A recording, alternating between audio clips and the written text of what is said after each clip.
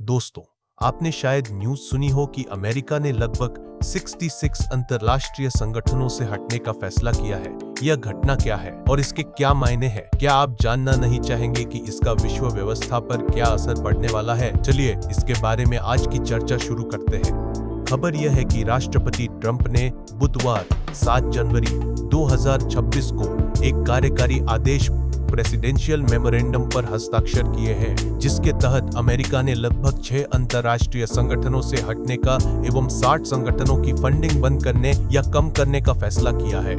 इसमें 31 संयुक्त राष्ट्र, यूएन से जुड़ी संस्थाएं और 35 गैर यूएन संस्थाएं शामिल हैं। प्रश्न यह है कि यूएस ने ऐसा क्यों किया? क्या यह यूएस की आर्थिक या राजनीतिक स्थिति का कोई संकेत है? क्या यूएस अब समझ रहा है कि उसके डॉलर की शक्ति घट रही है? यूएस और यूरोपियन मीडिया का ऑब्जर्वेशन क्या है?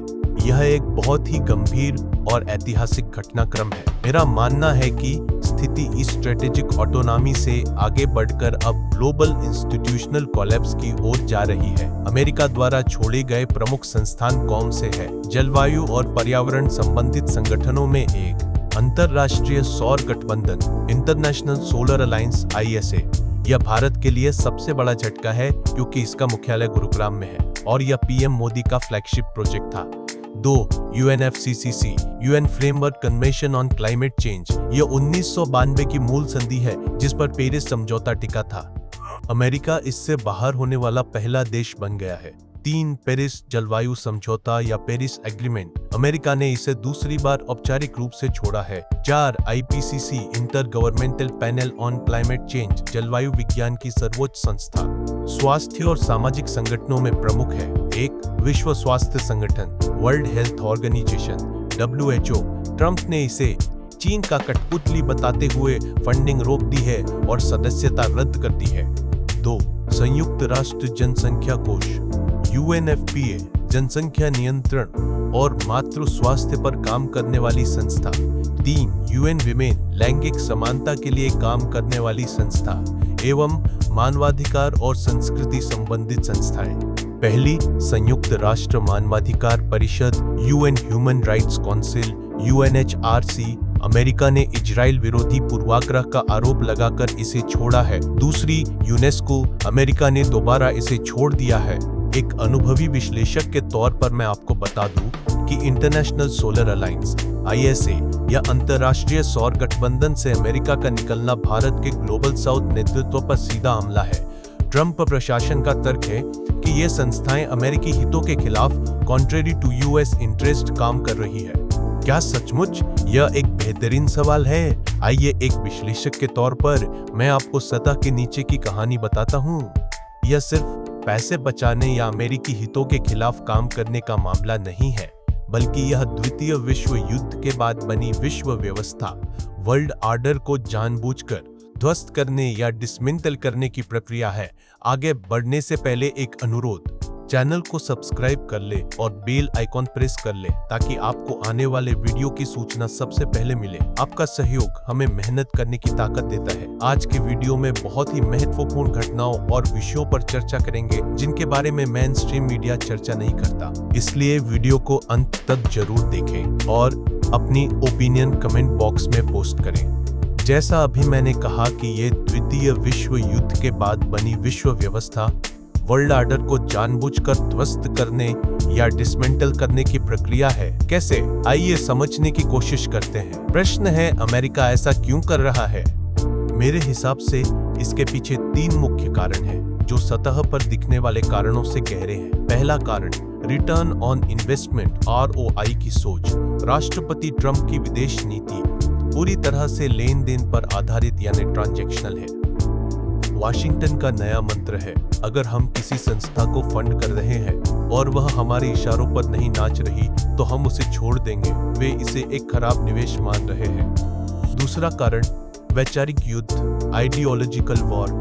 ट्रंप प्रशासन का मानना है कि UN की कई संस्थाएं जैसे UNHRC, WHO, यूनेस्को अब वामपंथी या लेफ्टिस्ट या ग्लोबलिस्ट एजेंडे का अड्डा बन गई है जो आज के अमेरिकी मूल्यों जैसे गर्भपात विरोध राष्ट्रवाद के खिलाफ है। तीसरा कारण, चीन को रोकने की नई रणनीति। यह सुनने में अजीब लग सकता है, लेकिन अमेरिका को लगता है कि मौजूदा सिस्टम में रहकर वह चीन को नहीं रोक पा रहा, क्योंकि चीन ने इन संस्थाओं के अंदर अपनी गहरी पैठ बना ली है। अमेरिका अब पुराने सिस्टम को तोड़कर द्विपक्षीय या बाइलैटरल समझौतों पर जोर देना चाहता है, जहां वह अपनी ताकत यानी इकोनॉमिक मसल का सीधा इस्तेमाल कर सके। क्या यह किसी अमेरिकी आर्थिक स्थिति का संकेत है? चलिए जानते हैं इसके क्या कारण हैं। पहला कारण साम्राज्य का अत्यधिक विस्तार। इतिहास गवाह है कि जब कोई महाशक्ति कमजोर होने लगती है तो वह सबसे पहले अपने बाहरी खर्च कम करती है। अमेरिका पर $36 ट्रिलियन से अधिक का कर्ज है। वे अब पूरी दुनिया का पुलिसमैन या बैंकर बने रहने का खर्च नहीं उठा सकते। दूसरा कारण संसाधन संरक्षण या रिसोर्स कंजर्वेशन। अमेरिका कंगाल नहीं हुआ है, लेकिन वह अपने संसाधनों को ग्लोबल वेलफेयर से हटाकर डोमेस्टिक रिबिल्डिंग, घरेलू पुनर्निर्माण और अपनी सेना, स्पेस फोर्स एवं AI वेपन्स पर लगाना चाहता है।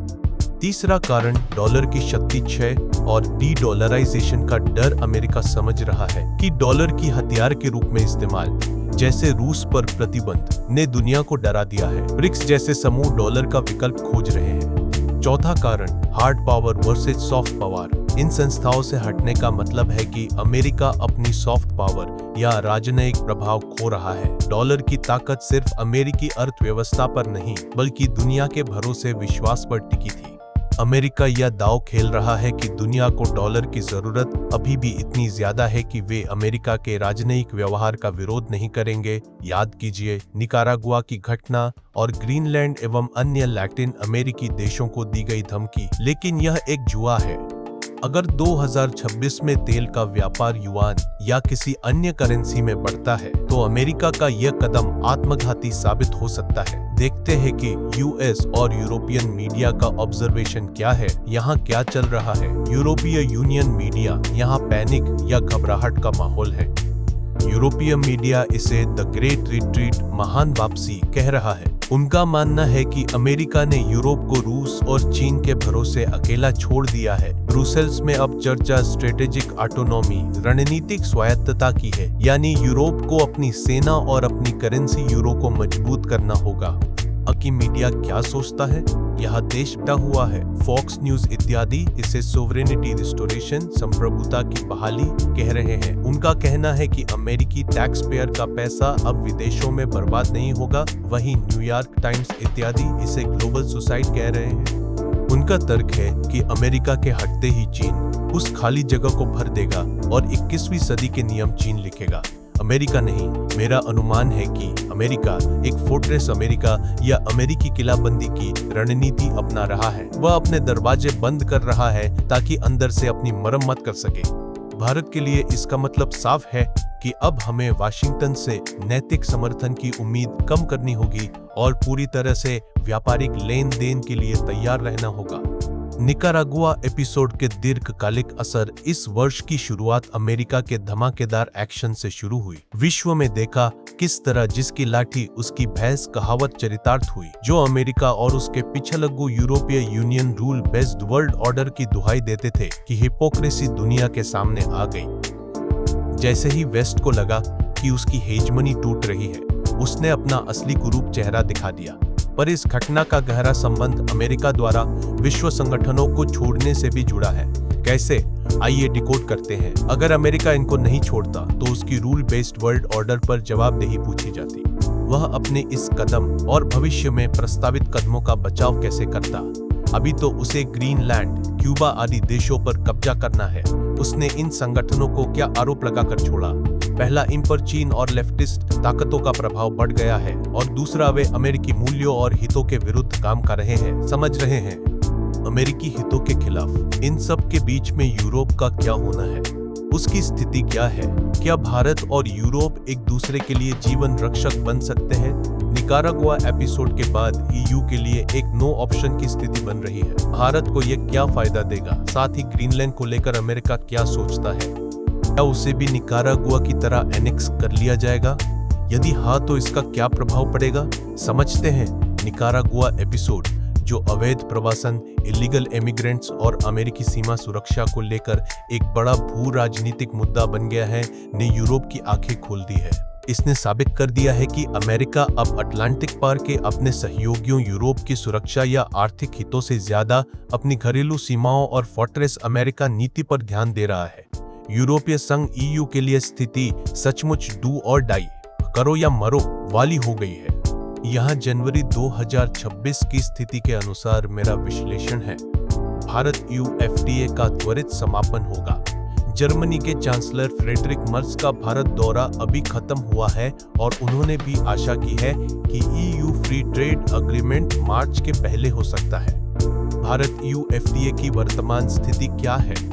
मेरी जानकारी के अनुसार ब्रुसेल्स EU मुख्यालय में अब हताशा साफ दिख रही है। EU इस समझौते के लिए दबाव में है। बातचीत किस स्तर पर है? अब यह बातचीत अधिकारियों के स्तर से ऊपर उठकर सीधे राजनीतिक नेतृत्व के स्तर पर आ गई है। जो डील पिछले 12 सालों से अटकी थी, वह अब फास्ट ट्रैक पर है। क्या बदलाव हुए हैं? पहले EU भारत पर श्रम कानून और पर्यावरण मानकों को लेकर दबाव बनाता था। अब निकारागुआ संकट और अमेरिकी अलगाववाद के बाद यूरोप ने अपने सुर नरम कर दिए हैं। वे अब CBAM, कार्बन टैक्स जैसे मुद्दों पर भारत को बड़ी छूट देने पर विचार कर रहे हैं, जो पहले असंभव लगता था। निकारागुआ एपिसोड ने समीकरण कैसे बदले? निकारागुआ संकट ने अमेरिका का पूरा ध्यान पश्चिमी गोलार्ध, वेस्टर्न हेमिस्फीयर पर केंद्रित कर दिया है। यूरोप को समझ आ गया है कि एक तो वे चीन पर भरोसा नहीं कर सकते, सुरक्षा संबंधी खतरा, वे अमेरिका पर भी भरोसा नहीं कर सकते, व्यापार युद्ध और अलगाववाद, बचा कौन? केवल भारत। भारत ही एकमात्र ऐसा बड़ा बाजार और लोकतांत्रिक साझीदार है जो स्थिर है। इसलिए यह डील अब यूरोप की आर्थिक मजबूरी है। भारत को इससे क्या बड़े फायदे होंगे? Strategic win for India. अगर ये समझौता 2026 में फाइनल होता है, जिसकी पूरी संभावना है, तो भारत को कौन से ठोस लाभ मिलेंगे? पहला, टेक्सटाइल्स और लेदर में बढ़त, गेम चेंजर सिचुएशन। अभी भारतीय कपड़ों पर EU में लगभग 9 से 10% का शुल्क लगता है, जबकि बांग्लादेश और वियतनाम को छूट थी।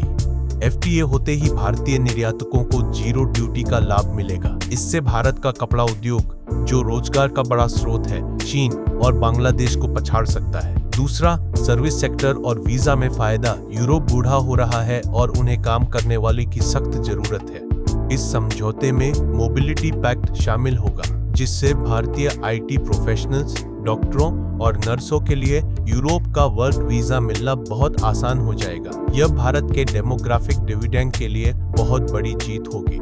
तीसरा, चाइना +1 का असली फायदा। जर्मन और फ्रांसीसी कंपनियां जो चीन से निकलना चाहती है, उन्हें भारत में मैन्युफैक्चरिंग हब बनाने के लिए इस FTA से कानूनी सुरक्षा मिलेगी। मर्सिडीज, सीमेंस और एयरबस जैसी कंपनियां भारत में निवेश कई गुना बढ़ा देंगी। चौथा, कार्बन टैक्स, CBAM से सुरक्षा। सबसे महत्वपूर्ण, भारत अपनी शर्तों पर स्टील और एल्यूमीनियम निर्यात कर पाएगा। अगर FTA नहीं होता तो EU का कार्बन टैक्स भारतीय स्टील को महंगा कर देता। अब भारत रणनीतिक पार्टनर के रूप में छूट की मांग कर सकता है। निष्कर्ष, 2026 में पासा पलट चुका है। एक दशक पहले भारत यूरोप के पीछे भागता था। आज यूरोप को अपनी अर्थव्यवस्था बचाने के लिए भारत के बाजार की जरूरत है। भारत अब प्राइस टेकर नहीं, बल्कि प्राइस मेकर की स्थिति में है। यह समझौता भारत के लिए अमेरिकी झटकों जैसे 500% टैरिफ की धमकी के खिलाफ एक बेहतरीन इंश्योरेंस पॉलिसी साबित होगा। मुझे ऐसा भी लगता है कि अमेरिका अब अपने सैकड़ों मिलिट्री बेसिस को बंद करेगा, क्योंकि उसे वेस्टर्न हेमिस्फीयर में ज्यादा ताकत लगानी पड़ेगी। साथ ही वह ढेरों अन्य छोटे छोटे देशों में डिप्लोमेटिक प्रेजेंस को घटाएगा। क्या निकारागुआ ने यह संकेत भी दे दिया है कि मल्टीपोलर वर्ल्ड के अन्य 3 ध्रुव भी अपनी तरह से अपने रीजन ऑफ इन्फ्लुएंस को इसी तरह से कंट्रोल कर लें? यह कहना बिल्कुल सही है कि निकारागुआ एपिसोड सिर्फ एक घटना नहीं, बल्कि एक संकेत सिग्नल है। अमेरिका अब दुनिया का पुलिसमैन बनने की जगह अपने घर वेस्टर्न हेमिस्फीयर को अभेद्य किला बनाने पर ध्यान दे रहा है। महान वापसी कैसे सामने आ रही है? प्रथम, अमेरिकी सैन्य बेसों का बंद होना, स्ट्रेटेजिक कॉन्ट्रैक्शन। अमेरिका के पास दुनिया भर में लगभग 750 मिलिट्री बेस थे, जो अब पेंटागन एक नई रणनीति अपना रहा है, जिसे इसे रेशनलाइजेशन ऑफ फोर्स कहा जा रहा है। सैकड़ों बेस बंद क्यों होंगे? संसाधन की बर्बादी। अफ्रीका, साहिल क्षेत्र और मध्य पूर्व मिडिल ईस्ट के कई छोटे बेस अब अमेरिका को कोई सीधा फायदा नहीं दे रहे हैं। सुरक्षा खतरा। ये छोटे बेस आसान शिकार सिटिंग डक्स बन गए हैं। अमेरिका नहीं चाहता कि किसी दूर दराज के रेगिस्तान में उसके सैनिक मारे जाए और घरेलू राजनीति में बवाल हो। Focus shift. अमेरिका अपनी सेना को दक्षिण अमेरिका और कैरिबियन सागर में शिफ्ट कर रहा है ताकि निकारागुआ, वेनेजुएला और मैक्सिको सीमा पर पूरा नियंत्रण रखा जा सके। कहां से हटेंगे? इराक, सीरिया और अफ्रीका के कई देशों से पूर्ण वापसी हो रही है। यहाँ तक कि यूरोप, जर्मनी, इटली में भी सैनिकों की संख्या में भारी कटौती की योजना है। द्वितीय, राजनयिक उपस्थिति, डिप्लोमेटिक प्रेजेंस में कटौती। यह एक ऐसा पहलू है जिस पर मीडिया कम चर्चा करता है, लेकिन अमेरिका कई छोटे देशों, विशेषकर अफ्रीका और मध्य एशिया में अपने दूतावासों में स्टाफ को न्यूनतम कर रहा है। कारण, अमेरिका अब मानता है कि इन देशों में लोकतंत्र का प्रचार करना बेकार है। अगर वहां चीन पैसे देकर प्रभाव जमा रहा है तो अमेरिका अब वहां डॉलर खर्च करके मुकाबला नहीं करेगा। तृतीय, निकारागुआ और प्रभाव क्षेत्र की वापसी। निकारागुआ में अमेरिका का सीधा हस्तक्षेप और बाकी दुनिया का चुप रहना ये बताता है कि वैश्वीकरण, ग्लोबलाइजेशन मर चुका है और हम 19वीं सदी के स्फीयर ऑफ इन्फ्लुएंस वाले दौर में लौट आए हैं। यह मुनरो डॉक्ट्रिन 2.0 है, यानी अमेरिका महाद्वीप हमारा है, बाहर वाले दूर रहे। अन्य ध्रुवों या पोल्स के लिए इसका क्या मतलब है? निकारागुआ एपिसोड ने अनजाने में बाकी ताकतों को हरी झंडी दे दी है कि वे भी अपने इलाके में दादागिरी कर सकते हैं, जैसे चीन, दक्षिण चीन सागर में, साउथ चाइना सी और ताइवान। चीन अब कह सकता है, जैसे अमेरिका ने निकारागुआ को संभाला, हम ताइवान को संभाल रहे हैं, यह हमारा आंतरिक मामला है। रूस, पूर्वी यूरोप और आर्कटिक में। रूस को अब यूक्रेन या जॉर्जिया पर दबाव बनाने के लिए नैतिक रूप से कोई नहीं रोक सकता।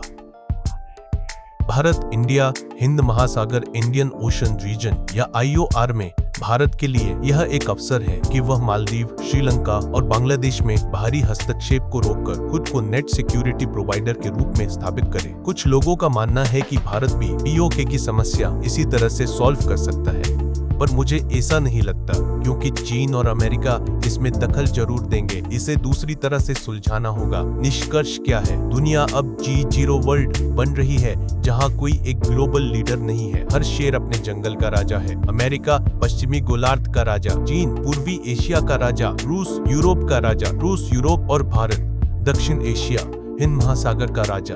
यह स्थिति भारत के लिए अच्छी भी है और बुरी भी। अच्छी इसलिए कि हिंद महासागर में अमेरिका का दखल कम होगा, बुरी इसलिए कि अगर चीन हिमालय पर आक्रामक होता है तो अमेरिका शायद मदद के लिए न आए, क्योंकि वह खुद अपनी सीमाओं में व्यस्त होगा। यहाँ भारत की सैन्य ताकत एवं तैयारी ही उसका साथ देगी। क्या है भारत की तैयारी? क्या भारत हिंद महासागर क्षेत्र में प्रभुत्व के लिए तैयार है? क्या बृहत्तर भारत का सपना पूरा हो सकता है? क्या भारत इस्लामिक ताकतों का मुकाबला करते हुए इस क्षेत्र का राजा बन सकता है? आइए समझने का प्रयास करते हैं। पहले, भारत की सामरिक तैयारी क्या है? क्योंकि बिना सैन्य ताकत के कोई भी देश अपनी शर्तें मनवा नहीं सकता और ना ही अपना प्रभाव स्थायी रूप से स्थापित कर सकता है। मुझे लगता है कि भारत की मिलिट्री तैयारी जो ऊपर से दिख रही है, अंदर उससे कहीं ज्यादा है। निकारागुआ में चीनी सैन्य हथियारों की इफेक्टिवनेस क्वेश्चन में है। हो सकता है कि चीन अपने लिए उनसे बेहतर वर्जन रखता हो, लेकिन क्या सिंदूर वन ने भारत के उपकरणों की सटीकता साबित नहीं कर दी थी? निकारागुआ के बाद और अमेरिका के महान वापसी के बाद फ्रांस, UK और EU अपनी सुरक्षा के लिए किस पर भरोसा करें? नाटो के सुरक्षा कवच के कारण उन्होंने अपनी सुरक्षा के लिए कोई ठोस प्रोडक्शन प्लान नहीं बनाए। उन्होंने अपने डिफेंस बजट को मिनिमम कर दिया। पूरी मिलिट्री तैयार सिर्फ शो पीस बनकर रह गई है। फ्रांस और जर्मनी को छोड़कर किसी सदस्य के पास सैन्य क्षमता ही नहीं है। सामूहिक रूप से भी वे असमर्थ है। उन्होंने इसकी कल्पना ही नहीं की थी कि ऐसा समय भी आ सकता है। आप ही बताएं कि EU भारत से समझौते क्यों नहीं करेंगे, जैसा कि सफरान ने किया। भारत की खामोशी उसकी सबसे बड़ी ताकत है। दुनिया को जो दिखता है वह सिर्फ टिप ऑफ द आइसबर्ग है। पानी के नीचे भारत की तैयारी उससे कहीं ज्यादा गहरी और घातक है। यह पॉइंट वाइज मेरा गहन विश्लेषण है। पहला, सिंदूर 2.0 की संभावना और भारतीय मिलिट्री इक्विपमेंट की सटीकता का प्रमाण। संभावित रूप से इस साल का कोई बड़ा कोवर्ट ऑपरेशन या मिसाइल टेस्ट होगा, जैसा प्रलय मिसाइल का हुआ है। सिंदूर 1 ने वास्तव में खेल बदल दिया है। सटीकता यानी प्रेसिशन। सिंदूर 1 ने साबित कर दिया है कि भारत के सेंसर टू शूटर लूप दुनिया में सबसे तेज है। जहां चीनी हथियार निकारागुआ में अमेरिकी जैमिंग के आगे अंधे हो गए थे, वहीं भारतीय उपकरण, स्वदेशी रडार और एल्गोरिदम अभेद्य रहे। पश्चिमी मान्यता। यही कारण है कि पेंटागन के अंदरूनी हलकों में अब भारतीय डेटा लिंक टेक्नोलॉजी की चर्चा है। भारत ने यह साबित किया है कि उसका हार्डवेयर रशियन हो सकता है, लेकिन उसका दिमाग, सॉफ्टवेयर और एवियोनिक्स पूरी तरह भारतीय है और उसे हैक करना नामुमकिन है। दूसरा, निकारागुआ में चीनी हथियारों की विफलता। Paper dragon, export quality versus reality. चीन दुनिया को जो नॉन मॉडल हथियार बेचता है वे अक्सर कमतर होते हैं। निकारागुआ में उनके एयर डिफेंस सिस्टम अमेरिकी ड्रोन को पकड़ने में विफल रहे। भरोसे का संकट। इस विफलता के बाद ग्लोबल साउथ के कई देश जो चीनी हथियार खरीदते थे, अब भारत की ओर देख रहे हैं। वे सस्ते चीनी माल की जगह किफायती और सटीक भारतीय तकनीक जैसे आकाश, ब्रह्मोस और पिनाका चाहते हैं। तीसरा, यूरोप, फ्रांस, यूके और ईयू का भारत की ओर यू टर्न। साफरान की जेट इंजन डील तो बस शुरुआत थी, अब स्थिति बदल गई है। पहले यूरोप भारत को हथियार बेचना चाहता था, अब यूरोप को अपनी सुरक्षा के लिए भारत के साथ बनाना को प्रोडक्शन चाहता है। क्यों? इसके 3 कारण हैं। पहला, मास मैन्युफैक्चरिंग की सुविधा एवं क्षमता। यूक्रेन और गाजा युद्ध ने दिखा दिया कि यूरोप के पास हाईटेक हथियार तो है, लेकिन गोला बारूद, एम्यूनिशन बनाने की फैक्ट्रियां नहीं है। युद्ध लंबा चलने पर वे खाली हो जाते हैं। भारत के पास वह स्केल है। फ्रांस और जर्मनी अब चाहते हैं कि भारत उनके लिए 15 mm के गोले और ड्रोन बनाए ताकि वे अपनी इन्वेंट्री भर सके। दूसरा, सप्लाई चेन की सुरक्षा। यूरोप डर गया है। अगर अमेरिका आइसोलेशन में चला गया और चीन ने सप्लाई रोक दी तो यूरोप निहत्था हो जाएगा।